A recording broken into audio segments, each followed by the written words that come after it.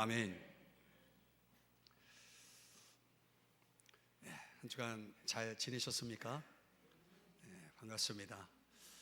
오늘 이제 요한계시록 말씀 마치고 다시 신약의 처음으로 돌아왔습니다. 오늘 마태복음 1장 1절 말씀을 가지고 언약 속의 비밀이라는 제목으로 여러분들과 같이 말씀을 나누고자 합니다.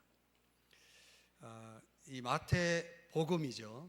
이 복음이라는 단어가 들어간 성경을 우리가 접하고 있습니다.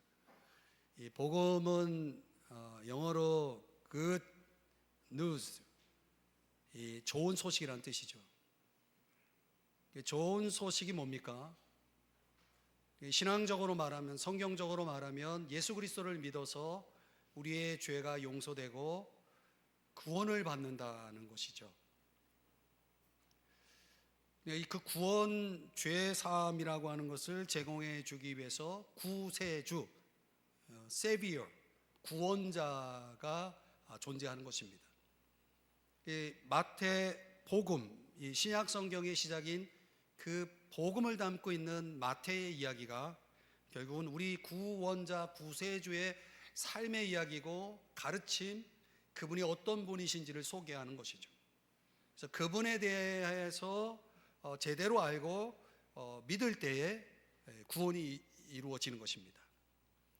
사도행전 4장 12절에 보면은 다른 이로서는 구원을 받을 수 없다.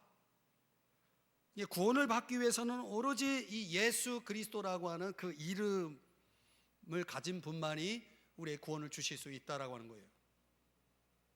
근데 참 사람들이 어리석은 게 지금도 장흥에 가면 무슨 궁이라고 해가지고 지어놓고 사람들에게 내가 구원을 준다라고 얘기를 한단 말이죠. 거기 가가지고 구원받기 위해서 사람들이 엄청난 돈을 내고 구원을 가져옵니다. 그럼 구원이 이루어지는 겁니까? 내가 여러분에게 구원을 준다 그러면 구원이 나에게 주어지는 겁니까? 참 어리석죠. 다른 이로서는, 다른 이름으로 온 자가 구원을 주겠다라고 말한다면 그건 거짓말이죠.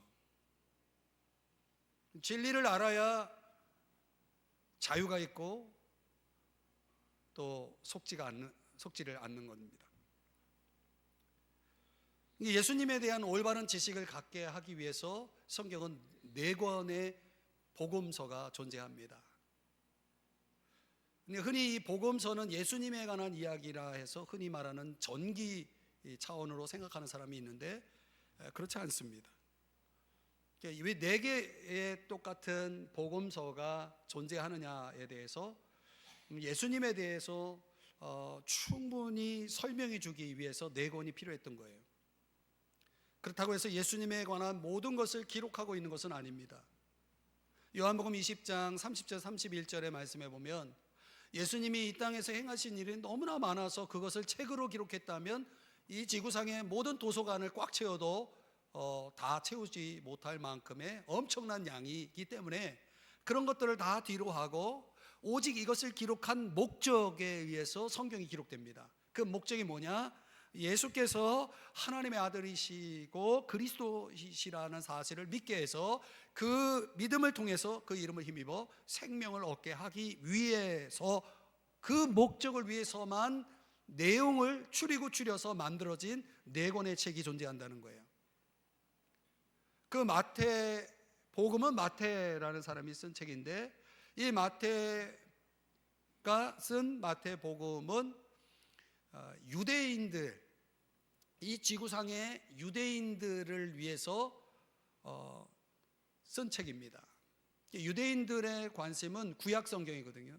구약 성경에는 하나님 나라를 가져올 메시아, 구원자라는 뜻이 있죠. 그 구원자에 대한 열망을 가지고 있는 민족입니다.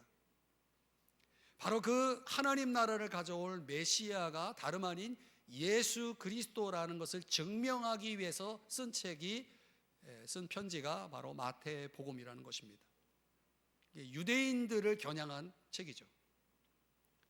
마가복음이라고 하는 성경은 로마 사람들 안에는 많은 군인들이 존재하고 또 거의 3분의 2에 해당할 만큼의 많은 노예들이 존재했는데 명령에 반드시 복종해야 하는 신분을 가지고 살아가는 군인들이나 주인의 명령을 따라야 하는 종의 입장에 있는 그 많은 로마 사람들, 로마 제국의 사람들을 향해서 예수 그리스도가 바로 종 중의 종, 하나님의 종이다라고 하는 것을 설명하면서 예수님을 소개한 책이 마가복음인 것입니다.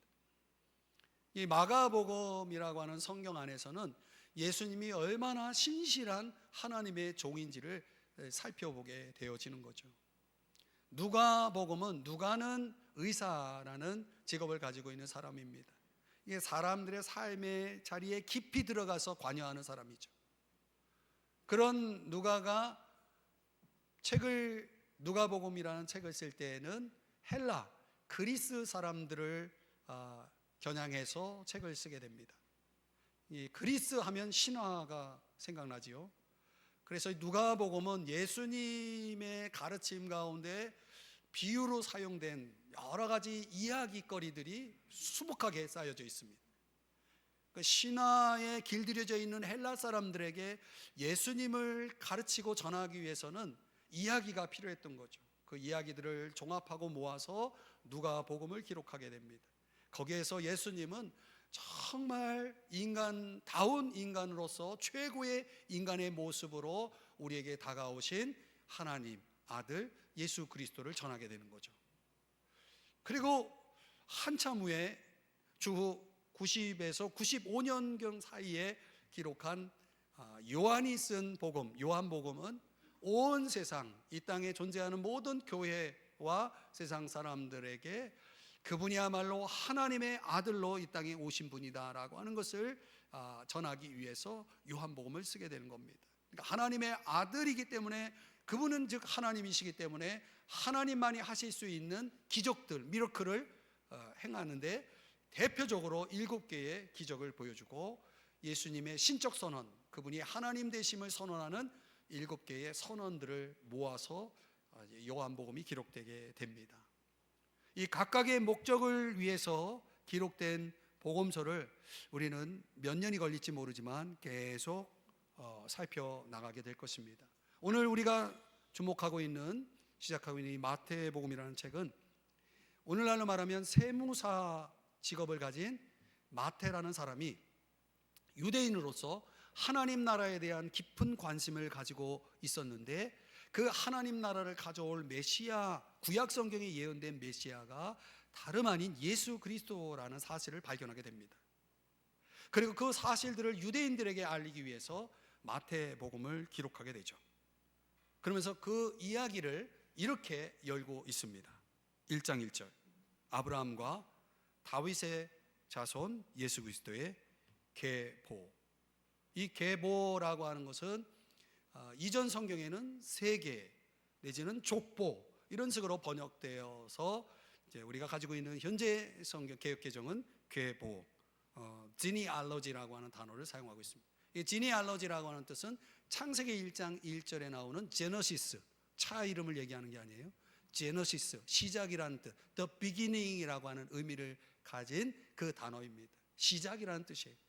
그러니까 다시 말하면 아브라함과 다윗의 자손 예수 그리스도의 이야기를 시작하겠다, 이런 얘기입니다. 그럼 왜 이 지니알러지, 그 시작을 이 세 사람에게 주목하고 있느냐?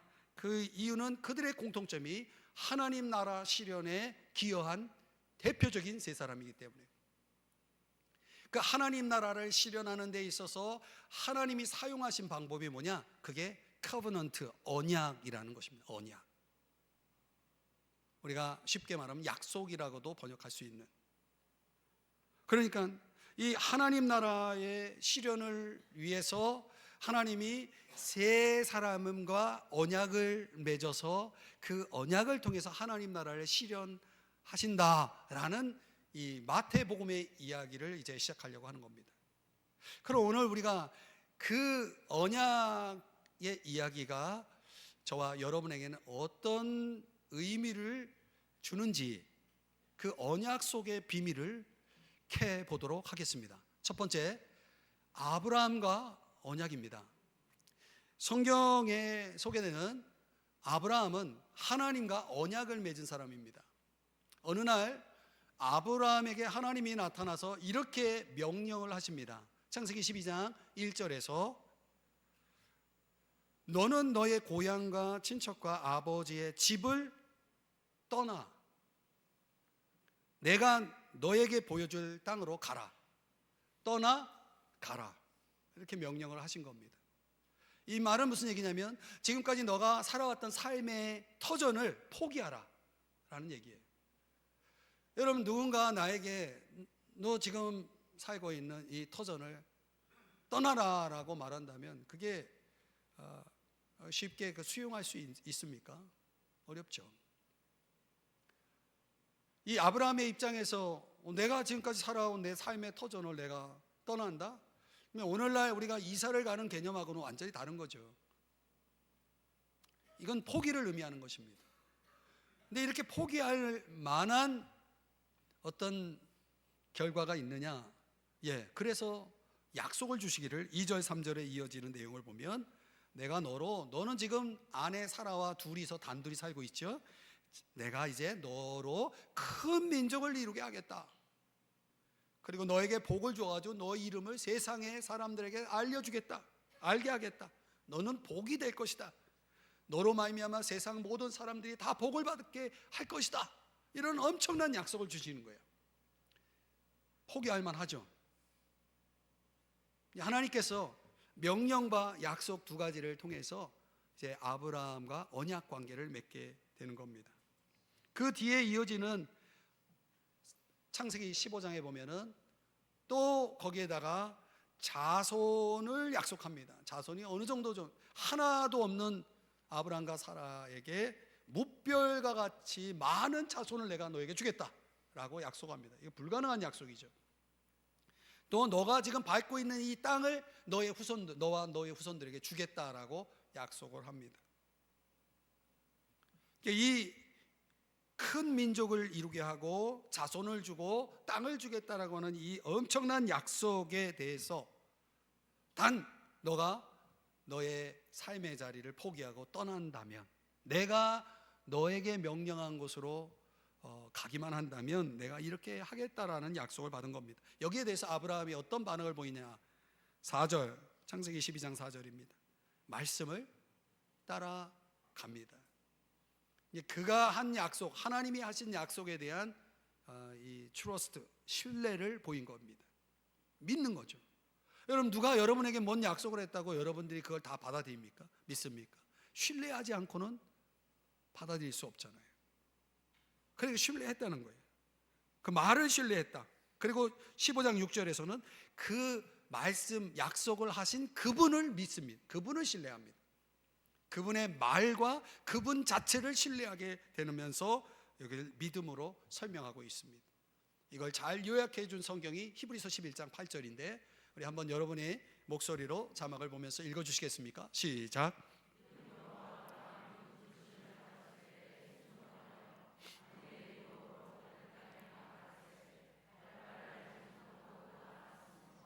네, 여기 중요한 단어가 아브라함의 그 언약 관계의 형성에 있어서 믿음과 순종이라는 단어가 사용됩니다.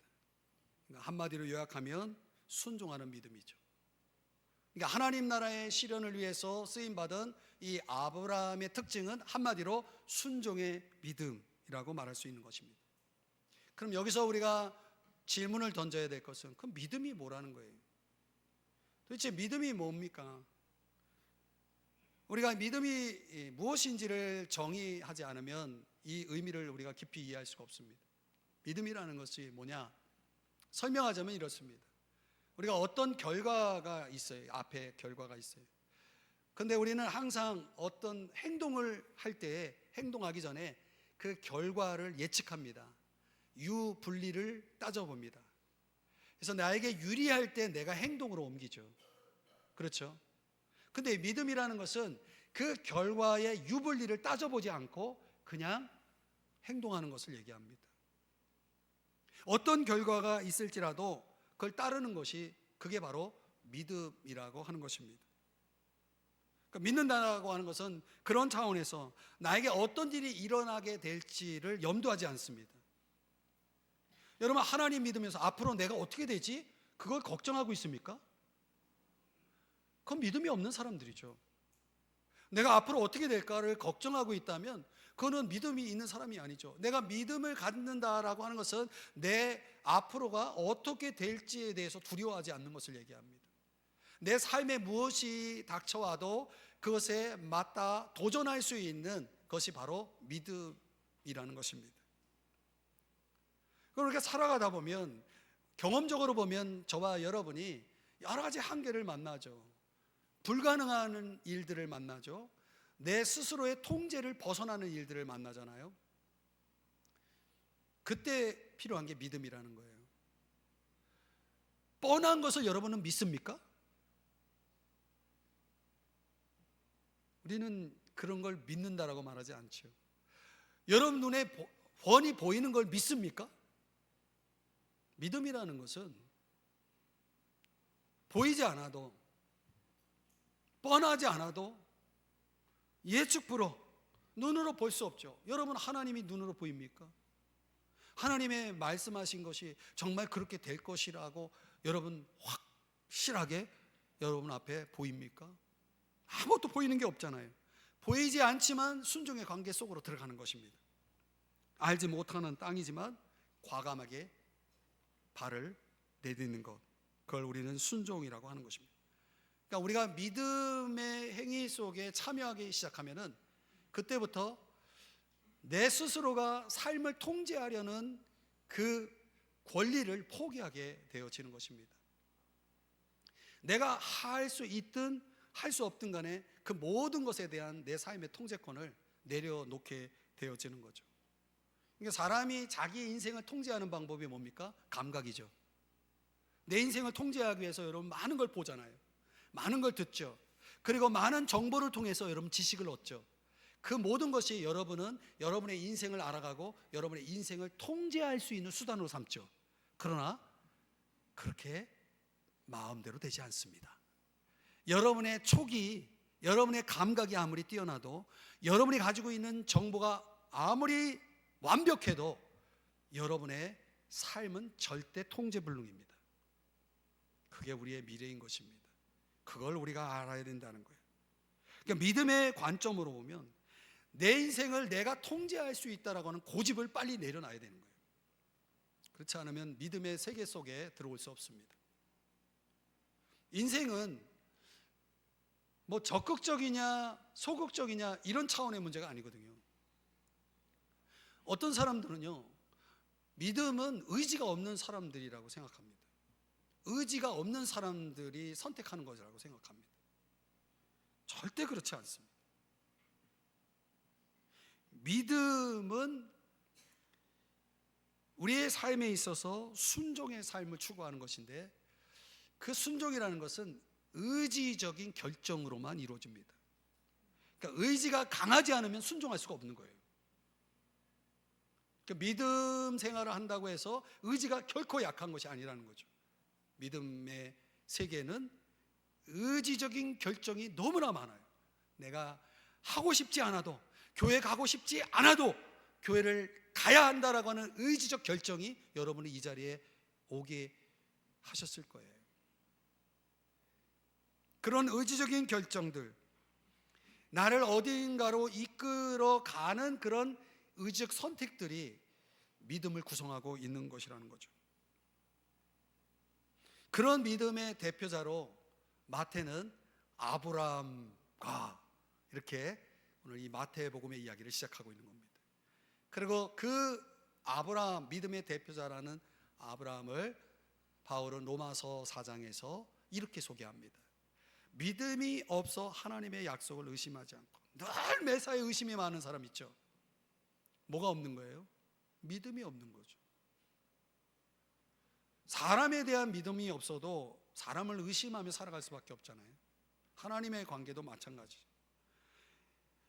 믿음이 없어 하나님의 약속을 의심하지 않은 사람, 바로 아브라함이죠. 그는 믿음으로 견고하여져서, 믿음이 견고한 사람들은 상황에 상관없이 그 상황을 놓고 하나님께 영광을 돌립니다. 하나님께 영광을 돌리며 그 다음에 결정적인 거예요. 21절 약속하신 그것을 어떻게 해요? 능히 이루실 줄을 뭐해요? 확신이에요. 여러분, 신념으로 살아가는 것과 확신을 가지고 살아가는 것은 근거의 차이예요. 근거가 있으면 확신이고 근거가 없으면 신념이죠. 우리는 하나님과 약속관계, 하나님 나라의 백성으로서 하나님 나라의 도구로 쓰임받으며 살아가는 사람들에게는 뭐가 있냐면 근거 있는 확신이 있어요. 그 근거는 뭐냐면 하나님이 약속하신 거예요. 그 약속이 왜? 반드시 이루어진다는 거예요. 능히 이루실 줄을 확신하는 거예요. 사랑하는 여러분, 그래서 여러분들에게 말씀드리고 싶은 건 그거예요. 우리가 이 언약 속의 비밀, 아브라함의 이야기 속에서 반드시 저와 여러분이 취해와야 할 중요한 단어가 믿음 아닙니까? 그렇죠? 그럼 어떤 사람들은 그런 얘기를 해요. 나는 믿음이 잘 생기질 않아.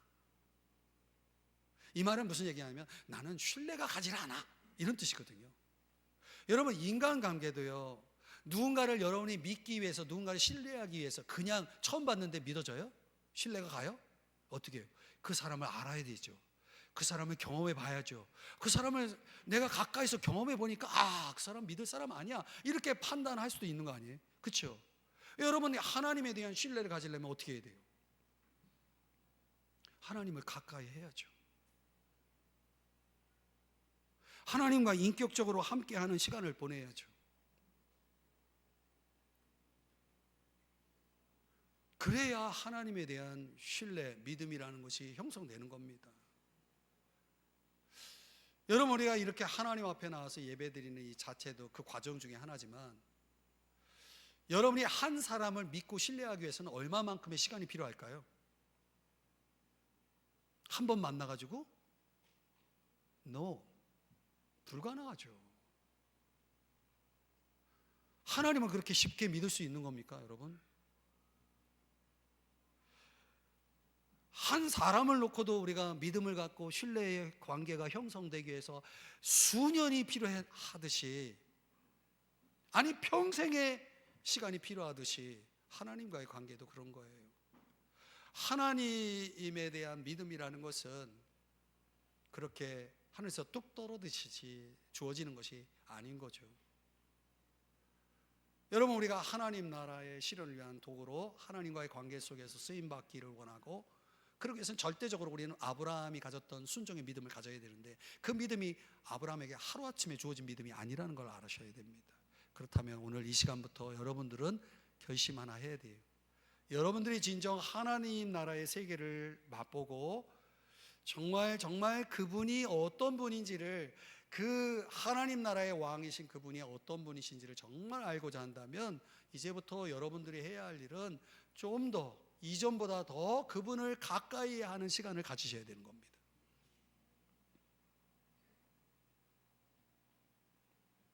그분을 알면 알수록요, 믿을 수밖에 없어요. 그분을 알면 알수록 그분을 전적으로 신뢰할 수밖에 없어요. 콩을 심으면 콩이 나잖아요. 그분을 신뢰하게 되면 콩을 심으면 콩이 나는 게 아니라 배가 나온다고 해도 믿게 돼요. 그분은 그렇게도 하실 수 있는 분이에요. 여러분이 그런 믿음을 소유해서 이 언약 백성으로 살아가는 여러분 되시길 주의 이름으로 축복합니다. 아브라함이 받았던 그 모든 복들이 여러분의 몫이 될 것입니다. 두 번째, 아브라함과 다윗의 자손, 다윗의 이야기, 다윗과 언약의 이야기를 한번 들여다보죠. 우리가 아는 다윗은 2세의 막내 아들로 태어나서 부모의 사랑, 형제들의 사랑을 받지 못하고 이 아버지의 양머리를 치는 목동으로 자랐어요. 그럼에도 불구하고 그는 얼마나 하나님을 깊이 경외하고 또 주야로 하나님의 말씀을 묵상하는 생활 속에 자랍니다. 심지어 아버지의 그 양머리들을 맹수로부터 지키기 위해서 맹수와 싸울 때도 하나님을 의지하는 전략으로 싸우게 됩니다.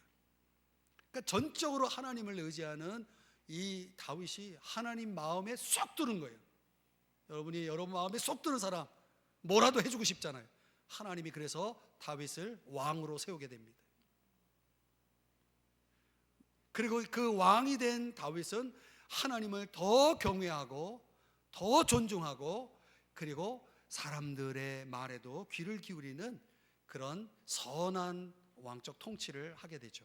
그러던 어느 날 하나님께서 엄청난 언약을 맺으십니다. 사무엘하 7장 11절이야 13절인데 내가 너를 위해 집을 지어주겠다.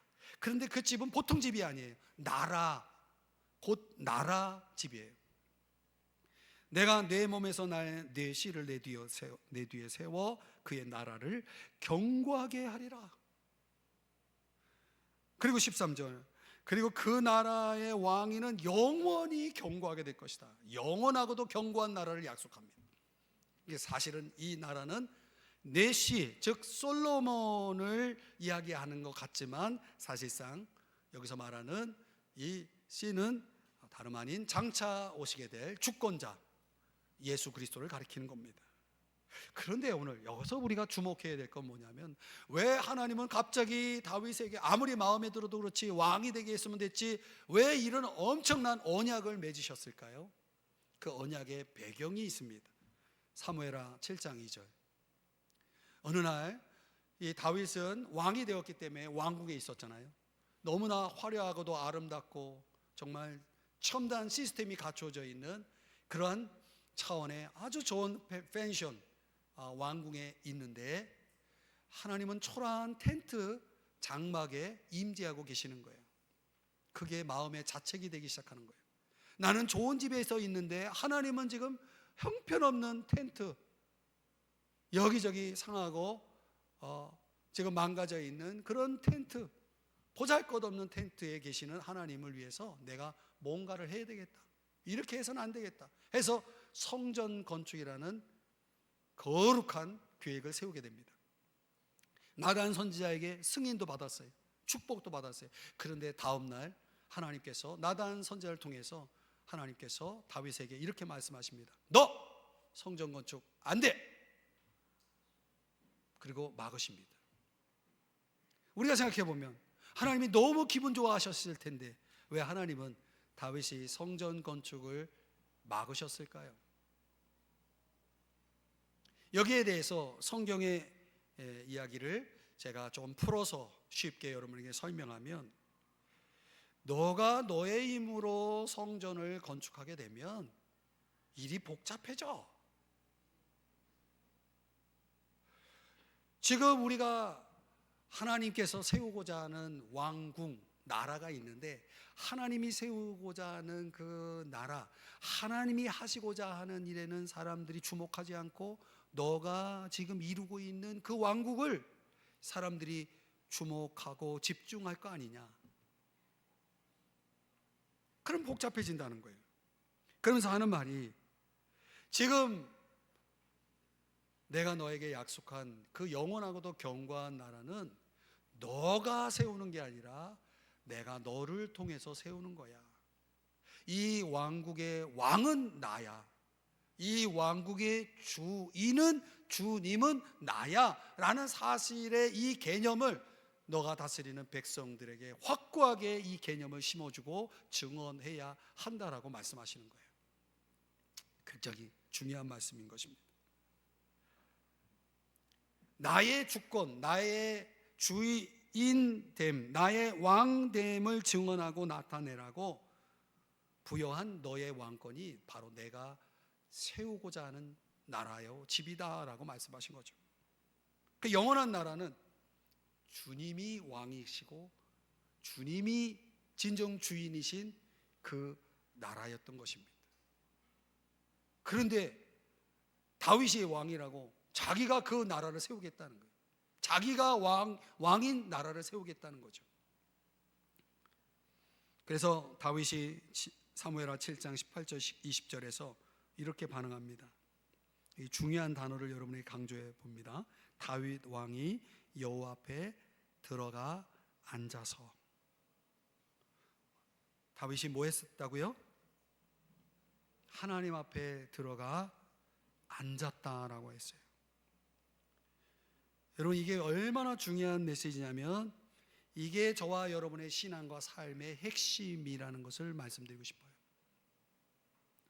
지금 다윗은 하나님을 위해 뭔가 하고자 하는 생각으로 꽉 차 있죠. 그런데 그 생각을 지우고 하나님이 자기를 위해 하실 일에 주목하기 시작합니다. 이게 왜 이렇게 중요하냐? 예컨대 이런 말씀이 있잖아요. 여호와께서 집을 세우지 아니하시면 세우는 자의 수고가 헛되다. 여러분, 이 말씀에 의하면 누가 집을 세우고 있는 겁니까? 내가 세우고 있는 거잖아요. 근데 주님이 말씀하셨어요. 내가 세우지 않으면 너 지금 세우고 있는 그 일, 수고 다 헛된 거야 라고 말씀하고 있는 거죠. 결국 누가 세우고 있는 겁니까? 주어가 누구예요? 내가 아니고, 내가 세우고 있는 게 아니라 하나님이 세우고 있는 거죠. 이 진리를 깨달으시기를 축복합니다. 이걸 깨달았어요. 그래서 다윗이 그래서 한 일이 앉은 겁니다. 앉았다는 것은 움직임을 멈추게 하는 행동이죠.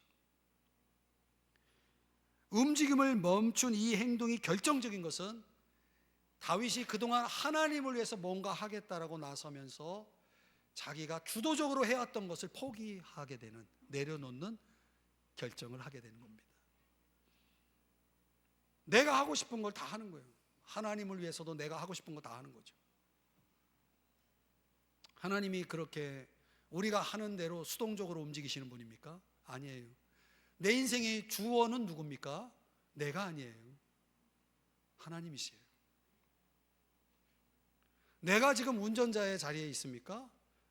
여러분, 그 인생은 수고가 다 헛될 것이라고 말씀하고 있죠. 운전 자리에서 내려와야죠. 그분이 그 자리에 앉아 계셔야 되는 겁니다. 그러니까 하나님 앞에 앉았다라고 하는 것은 하나님 앞에 기도하는 마음으로 있다라고 하는 것입니다. 그래서 시편 가운데 가장 의미 있는 기도가 뭐냐면 비로소 다윗이 하나님을 왕으로 대하기 시작합니다. 지금까지 왕은 누구예요? 다윗이 자기 자신이라고 생각했는데 이제부터 자기는 왕이 아닌 거예요. 내 삶에, 내 인생에 내가 하는 모든 것의 왕은 오로지 저분이 왕이시라는 것을 인정합니다. 그래서 시편 93편 1절에서 이런 고백을 합니다. 여호와께서 뭐한다? 다스리시니. 누가 지금 이 나라를 다스리고 있습니까? 왕 다윗이 아니라 여호와께서 다스리고 있고, 지금까지 역대 수많은 왕들이 보좌에 앉았다가 내려왔지만 주님의 보좌는 예로부터 견고히 섰고 영원히 계속되는 보좌, 흔들리지 않는 보좌, 영원히 지속되는 보좌, 영원한 보좌, 그 자리에 앉아 계신 하나님을 찬양하고 그분에게 기도하고 있는 모습입니다. 우리가 이 비밀을 깨달으면, 언약 속의 이 비밀을 깨달으면 저와 여러분이 해야 할 가장 중요한 일은 뭐냐면 하나님 앞에 앉아 있는 겁니다. 저는 이 시간이 여러분에게 그런 시간이라고 생각합니다. 여러분의 생각들을 내려놓고 이 시간 여러분은 지금 하나님의 말씀을 듣고 계시잖아요. 바로 이게 필요한 거예요. 이게 필요한 거예요. 그때 사무엘하 7장 27절에 하나님께서 어떻게 하시냐면 주의 종의 뭐를요? 귀를 여시사. 뭐라고 말씀합니까? 야, 너가 나를 위해 하는 게 아니라 내가 너를 위해 집을 세우고 있다라고 말씀하시는 거예요. 그걸 근거로 다윗이 시작을 합니다. 기도를 시작합니다. 이게 우리의 삶의 중요한 패턴이 되어야 한다는 것입니다. 그러니까 하나님 나라 건설에 쓰임을 받은 다윗과 같은 사람의 특징이 뭐냐? 그 중요한 캐릭터가 바로 겸손이라는 것입니다. 우리는 지금까지 어떻게 살아왔습니까? 내가 하고 있었던 거예요. 내가 하나님을 위해서 하고 있었던 거죠. 그런데 반대로 생각하면 하나님을 위해 우리가 아무것도 하지 않는 것이 오히려 더 중요할 수 있어요. 그 이유를 설명하면 이런 겁니다. 하나님은 이 세상 생명, 모든 생명의 중심이시고 시작이시고 끝입니다. 모든 게 그분에게서 나왔고 그분으로 말미암고 있고, 앞으로 여러분들은 그분이 부르시면, 끝날 때 그분이 부르시면 가야 되는 존재들인 거예요. 그분이 여러분의 인생의 센터 중심에 계신 거예요. 그분이 코어에 계신 분이에요. 그런데요, 사람이 이상해요. 능력이 생기면요, 자기 능력이 생기면 사람이 어떻게 합니까? 그 능력을 가지고 뭐 합니까? 전속력으로 달립니다. 출세가도를 향해서. 그래서 어느 정도 내 인생의 승률을 올리면요, 그게 3할, 4할, 6할까지, 7할까지 올리는 사람이 있죠. 그 승률을 올리면 올릴수록 사람들이 주목하고 감탄하기 시작합니다. 그래서 그 사람이 뭐가 됩니까? 영웅이 되죠. 그 영웅을 향해서 사람들은 이제 그만하면 됐습니다, 축하드립니다 라고 하지 않습니다. 더 전진하여 달려가라고 부추기죠. 그러면 이런 상황이 되면 사람들은 스스로 어떻게 생각합니까? 내가 이 세상의 중심이라고 생각하죠. 내가 시작이고 내가 끝인 거예요. 내가 시작하면 나는 끝을 보는 거예요. 내가 중심인 거예요. 결국 그 뭐예요? 이런 거에 가르쳐서 교만이라고 말하는 거죠. 사람이 교만에 빠지는 것입니다. 이 교만한 사람에게는 진정한 세계인 하나님의 세계를 인식할 수가 없습니다. 그래서 전속력으로 인생을 살아가는 사람들을 붙잡고 물어봐요. 하나님이 어디 계십니까? 그럼 하나님 모른다 그래요. 하나님은 나다라고 얘기하죠. 내가 하나님이다라고 말하죠. 이걸 깊이 깨달은 다윗이 어느 날 이런 고백을 했습니다. 나의 앞날은 주의 손에 있사오니.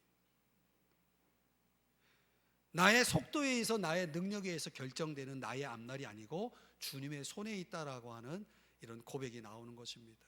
그래서 저 유명한 프랑스 철학자 블레이즈 파스칼이 한 말이 기억나지 않습니까? 모든 인간이 겪는 고통은 인간이 방 안에 조용히 있지 않기 때문에 비롯된 것이다. 오히려 인간이 지금 모든 고통을 지금 가져오는 원인자 역할을 하고 있다는 거죠. 왜 그래요? 하나님 앞에 앉아 있지를 않아요.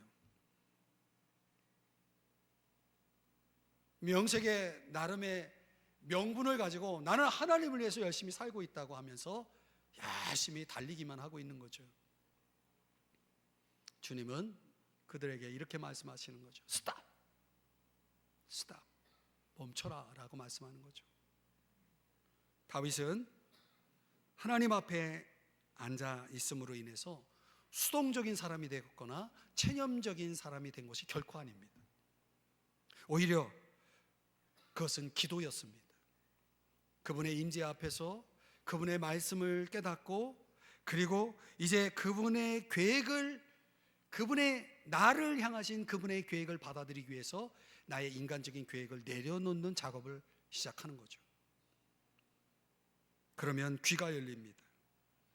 그러면 내가 주님을 위해 앞으로 이렇게 살겠다라고 하는, 주님을 위해 무엇을 하겠다라고 하는 그 열심이 고귀한 왕이신 주님의 주권에 순종히 따르겠다라고 하는 열정으로 바뀌게 되는 거죠. 그분이 명령하시면 영광스러운 행동으로 임하겠다라고 하는 자세를 견지하게 되는 겁니다. 이런 걸 성경은 겸손이라고 말하는 거죠. 사랑하는 여러분, 왜 다윗의 언약이 이 마태의 이야기를 시작하는 지점에 그의 인물이 소개되고 있느냐? 바로 그 필요 때문입니다.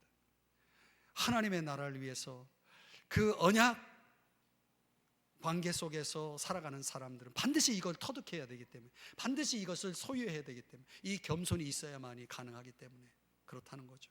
오늘 이 겸손을 소유하는 여러분 되시기를 주의 이름으로 축복합니다.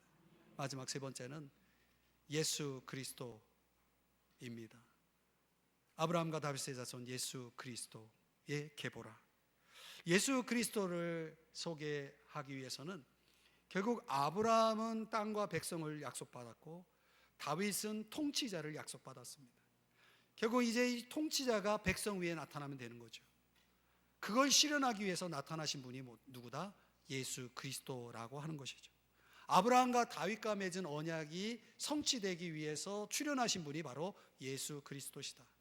그럼 예수 그리스도가 바로 어떤 분이라는 거예요? 이 하나님 나라의 영원한 통치자가 되신다는 거예요. 하나님 나라의 백성을 일으키고 그 나라를 통치할 영원한 통치자, 주권자가 바로 예수 그리스도라는 거죠. 어떻게 그 영원한 통치자가 되셨는지를 설명해 주는 마태복음 26장에 아주 중요한 말씀이 나옵니다.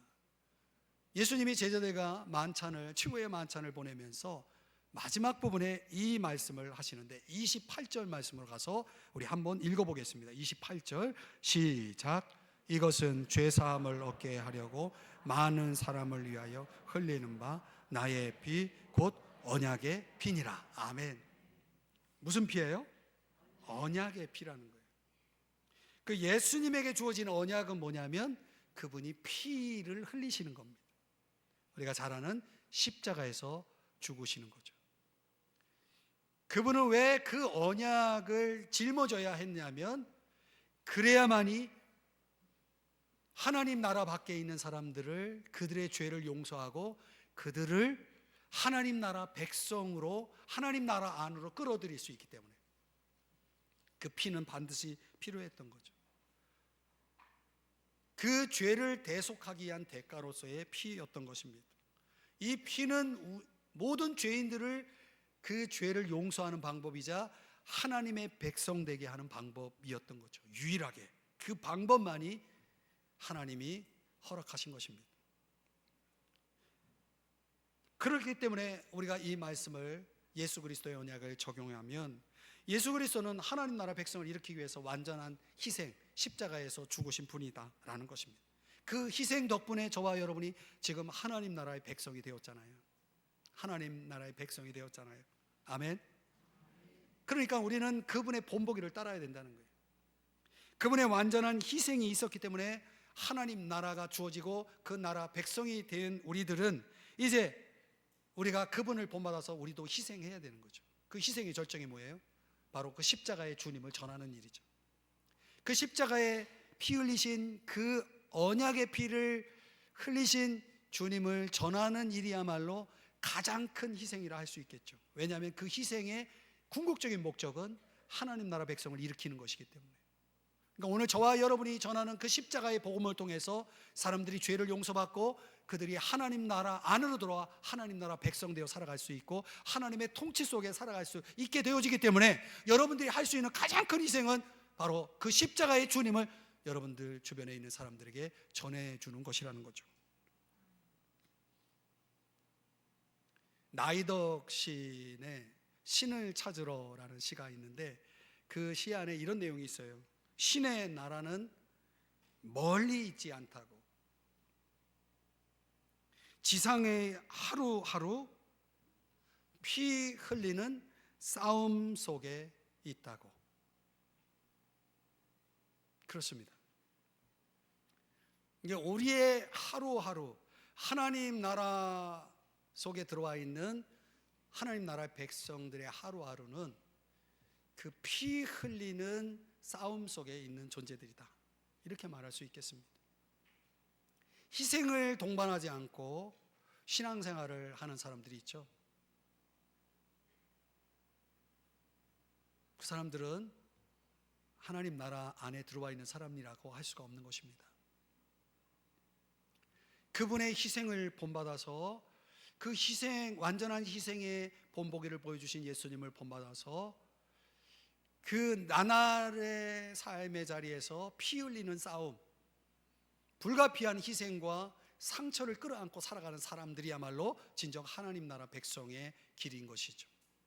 그리고 훗날 언젠가는 그 상은 만큼이 우리의 영광이 된다는 사실, 하늘에서 빛나는 광채가 되어진다는 사실이죠.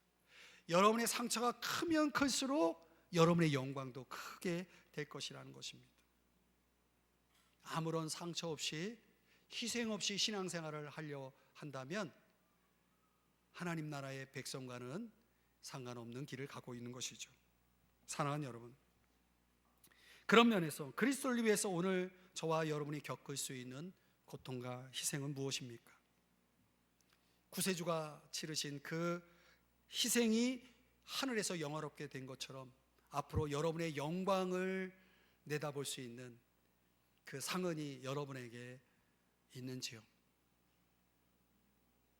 오늘 예수 그리스도와 언약 속에 담긴 비밀, 그 희생을 여러분이 간직할 수 있기를 축복합니다. 이제 말씀의 결론을 맺습니다. 이 언약의 계보로 복음의 이야기가 시작이 됩니다. 거기에 세 사람이 등장하죠. 아브라함과 다윗과 예수 그리스도. 그들 모두의 공통점은 언약을 갖고 살았다는 것입니다. 그 언약으로 저와 여러분을 오늘 초대해서 하나님이 이 말씀을 듣게 하시는 거죠. 그래서 우리들에게도 그 언약의 대열에, 언약 백성의 대열에 참여하기 위해서 오늘 주님이 저와 여러분에게 요구하시는 세 가지의 비밀을 캐 본 것입니다. 순종의 믿음, 나아가 겸손과 기도, 하나님 앞에 머무름, 앉아 있음의 그 삶, 희생과 영광. 오늘 이것으로 우리는 하나님 나라를 위해 쓰임받는 언약 백성이 될 수 있는 것입니다. 여러분 모두 이 언약 백성 되기를 축복합니다. 그것은 앞으로 내가 내 욕망이 아니라 하나님 뜻 위에서 내 인생의 집을 짓겠다라고 하는 뜻이기도 합니다. 자기만을 위해서 자기 속으로 구부러진 그 사람들 사회 속에 살아가면서 다른 삶이 가능하다라고 하는 사실을 삶으로 입증해내는 사람으로 살아간다는 것을 의미하는 것이죠. 오늘 저는 이 마태복음 1장 1절의 이야기를 몇 주 계속 이어가려고 합니다. 오늘 하나님 앞에서 내가 과연 언약 속에 들어와 있는 사람인지 들여다보시고 오늘 이 초대에 여러분 응답하시기를 주의 이름 축복합니다. 기도하겠습니다. 하나님 아버지, 오늘 우리의